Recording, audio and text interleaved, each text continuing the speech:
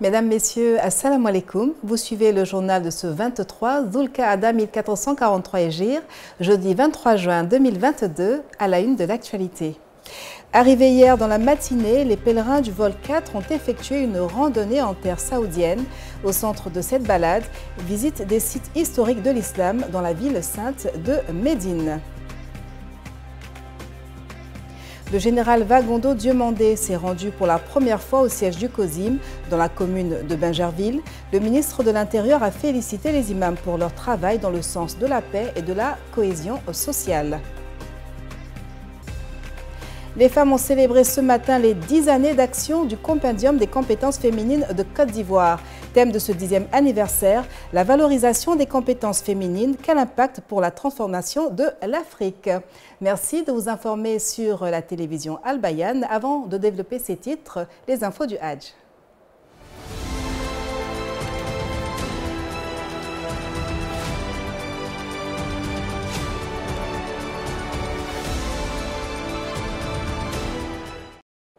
Les pèlerins du vol 4 ont procédé ce jeudi 23 juin à la visite des sites historiques de l'islam dans la ville sainte de Médine. La mosquée de Kouba, la mosquée des deux directions, le mont Ouhoud sont entre autres les lieux emblématiques visités par les 307 pèlerins, suivant la correspondance de Kanate Kassoum et Kamagate Al-Hassan Habiboullah depuis Médine. Assalamu alaikum wa rahmatullahi wa barakatuh.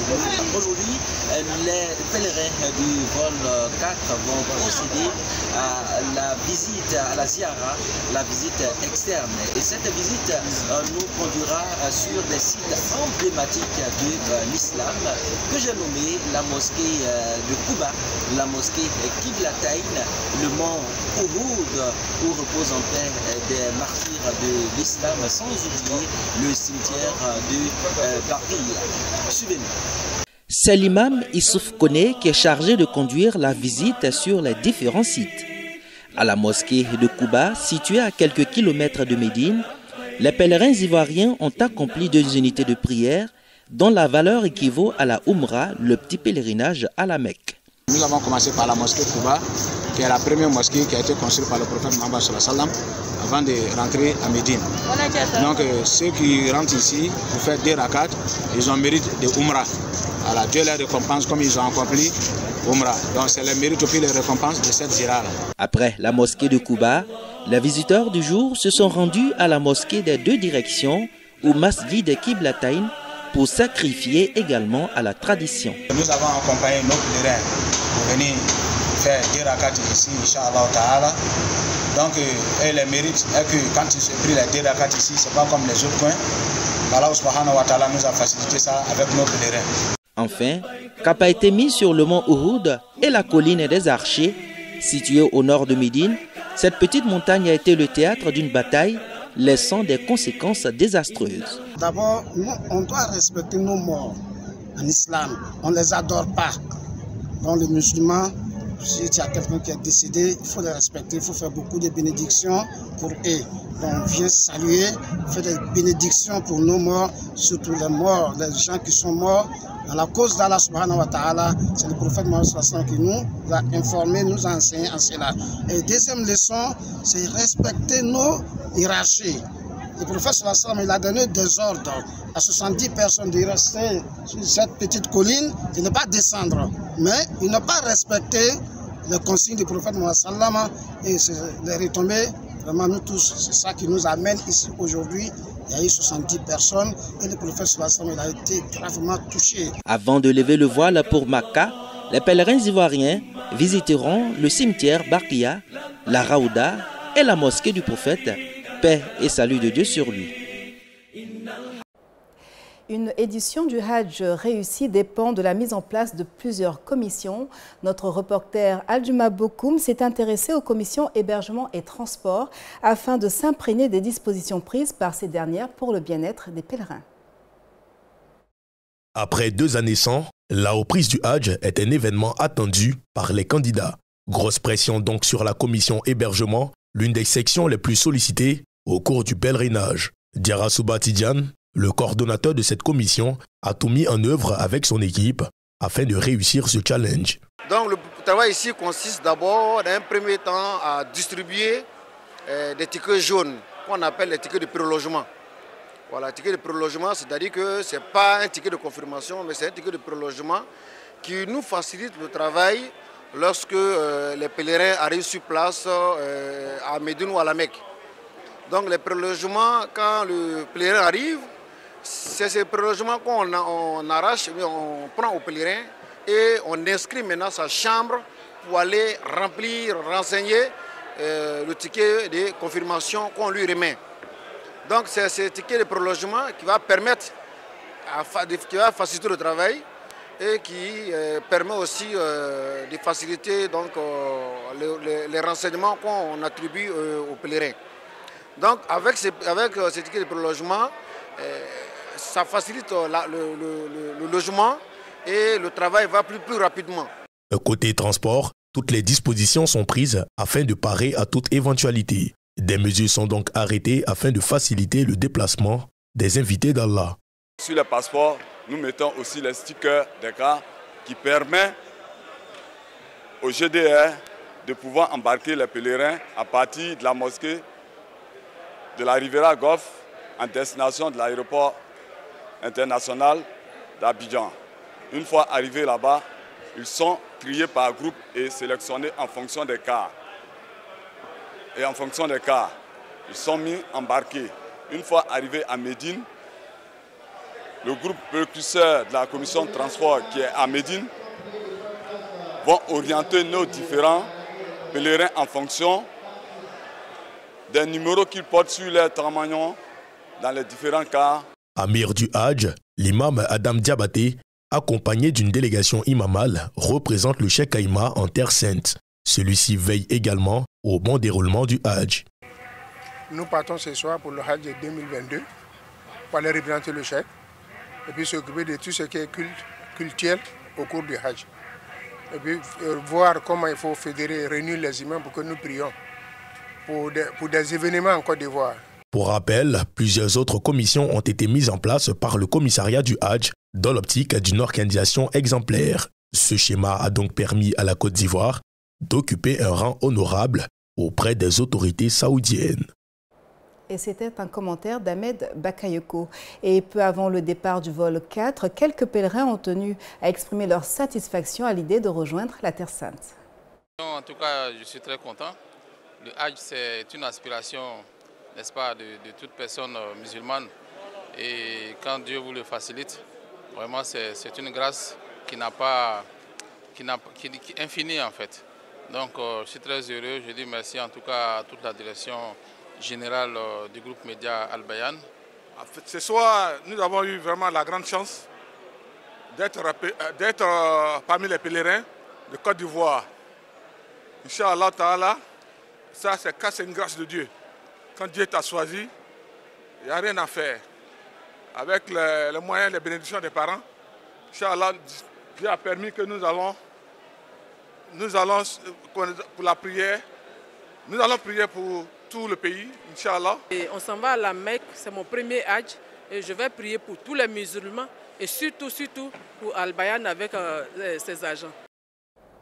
Et le maire de la commune de Cocody offre le Hajj cette année à 11 fidèles musulmans. Jean-Marc Yassé a remis ce mercredi des enveloppes à chacun des heureux élus au cours d'une rencontre à la mosquée An-Nour, sise à la Riviera 2, en présence des imams de la commune de Cocody. Le reportage de Sanogo Mamadou dans un commentaire de Soumeya Sanogo. C'est en compagnie des imams de sa commune que le maire Jean-Marc Yassé a procédé à la remise de l'appui financier à ses pèlerins. Ils sont 4 femmes et 7 hommes à bénéficier de l'offre du Hajj par le premier magistrat de la commune de Cocody. Les heureux élus pour le voyage à la Mecque ont exprimé leur joie. Nous étant pèlerins, bénéficiaires, nous n'avons pas de mots à part vous dire merci. Merci en santé, en longévité, que ce que tous les pèlerins vont faire, que ce soit une source de bénédiction pour vous. On est en même temps contents parce que toute la famille est heureuse, nous sommes tous heureux et on prie à Allah subhanahu wa ta'ala qui nous facilite tous les rites. Le représentant de l'imam Sekou Silla, président du COSIM Cocody, était son vice-président Moumine Ouattara, qui a traduit les reconnaissances de ses pairs au maire pour ses nombreuses actions. Bien que chrétien, le maire de Cocody connaît l'importance du 5e pilier de l'islam pour le musulman, d'où sa recherche de bénédiction auprès des pèlerins à travers ses actions. Merci à Dieu. C'est lui qui nous donne la possibilité de pouvoir permettre à nos frères d'aller prier, d'aller au niveau de la Mecque. On dit pour un voyage à tous les pèlerins, qu'ils aillent prier pour Cocody, parce que quand même je vais regarder mon village d'abord, donc je veux pour Cocody et pour la Côte d'Ivoire. Je suis heureux de pouvoir aider et de contribuer à ce bonheur des uns et des autres. 5 bénéficiaires de l'offre municipale de Cocody pour le Hadj 2022 effectuent leur voyage avec le contingent étatique. Les 6 autres voyages avec les organisateurs privés. Voilà, c'est tout pour Info du Hadj. Rendez-vous, Inch'Allah, demain pour d'autres informations.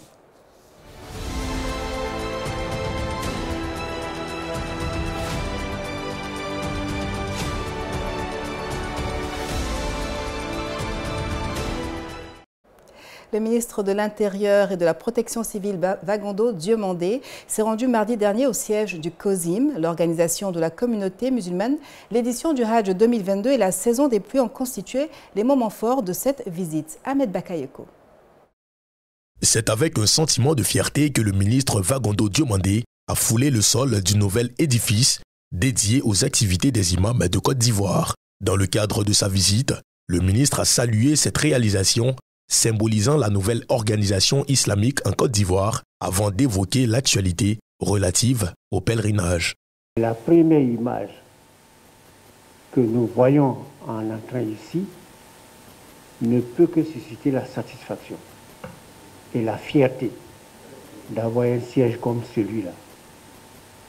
Nous souhaitons et nous pensons que cette édition-là pourra bien se dérouler.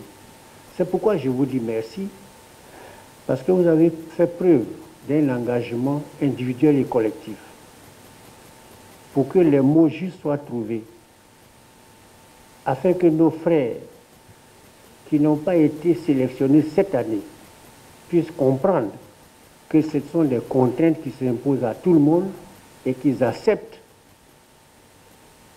cette solution qui a été proposée.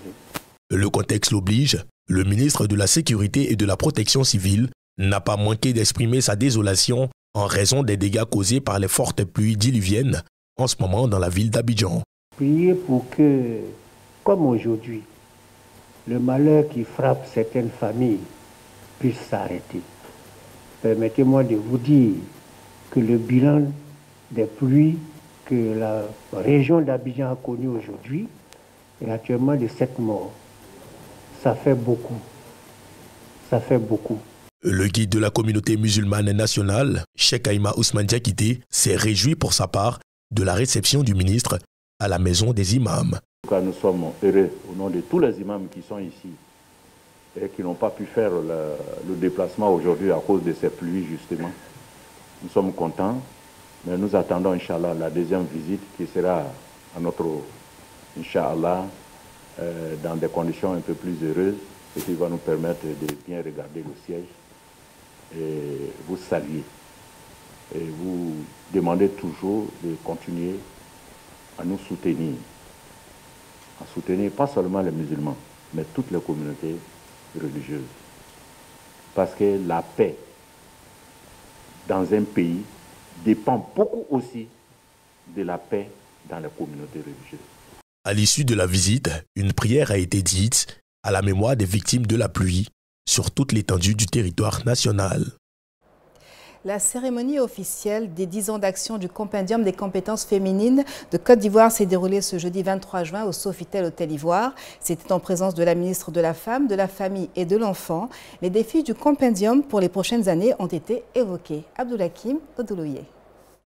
Après 10 ans de valorisation des compétences féminines en Côte d'Ivoire, les acquis sont réels, notamment une base de données de plus de 15 000 femmes. Ces dernières ont été formées aux principes de leadership, d'entrepreneuriat, la réduction des inégalités entre hommes et femmes, l'amélioration de la présence des femmes dans les sphères de décision. Malgré ces avancées, la coordonnatrice du COCOFSI, Yao Euphrasie, ne compte pas s'arrêter en si bon chemin. On a 3 défis. Le premier défi, on veut aujourd'hui que le Compédium touche toutes les régions de la Côte d'Ivoire. Vous voyez ce que ça va nécessiter comme ressources. Donc le deuxième défi, c'est qu'on ait des ressources suffisantes. Ce qu'on a fait à Bouakila, où on allait prendre des femmes dans les campements, on leur a donné des missions de paix et d'environnement. On doit faire à Korokou, on doit faire à Gagnoa. Ne vous inquiétez pas. Et puis on va beaucoup associer les hommes. Au nom du chef de l'État, Alassane Ouattara, la ministre de la Femme, de la Famille et de l'Enfant, Nassine Batouré, a félicité celle qui, 10 ans durant, a pérennisé le programme COCOFSI. L'occasion me paraît belle de souligner le dynamisme de celles qui pilotent ce programme de fort belle manière, avec succès depuis tant d'années. Eh bien, il s'agit de Madame la ministre, la conseillère spéciale en charge du genre du président de la République, ma chère sœur Euphrasie Yao. La cérémonie d'ouverture des 10 ans du COCOFSI a été marquée par la présence d'un parterre de personnalités ivoiriennes et étrangères. Au menu de ces 3 jours de célébration, un colloque inaugural sur le thème « La valorisation des compétences féminines, quel impact pour la transformation de l'Afrique ». Ce journal est terminé. Merci de l'avoir suivi. Bonne soirée à tous et à toutes. Wassalamu alaikum wa rahmatullahi ta'ala wa barakatuhu.